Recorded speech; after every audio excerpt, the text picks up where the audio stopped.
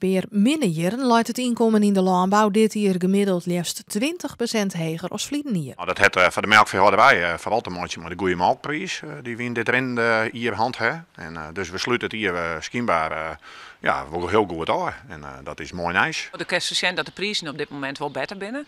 En dat jouwt natuurlijk wel in de melkveehouderij, maar ik in de andere sectoren de prijzen omheen gaan. Dat zorgen we. Dus dat jouwt voor 2000 wel een goede inkomen. Opmerkelijk is de groei van het inkomen bij de hinnenhouderijen niet aanleveren. Zij profiteren van de krapte aan aaien door de fipronil-affaire.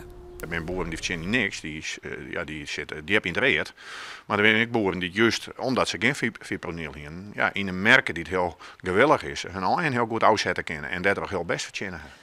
Toch binnen dit hier ook boeren die het net profiteerd hebben van de betere merk. Vooral melkveehouders die het kwartline soort investeerd hebben, binnen het slachtoffer.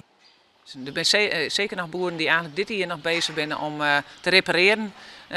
De prijzen van vorig jaar nog steeds proberen boven nul te komen en die het gewoon echt ontzettend moeilijk hebben.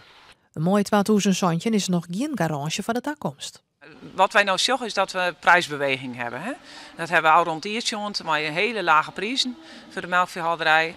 En dit hier eigenlijk wel hele goede prijzen. Nou, dat zegt helemaal niks over wat we oren hier krijgen. Ik ga er maar vanuit dat het in ieder geval minder is dan dit hier.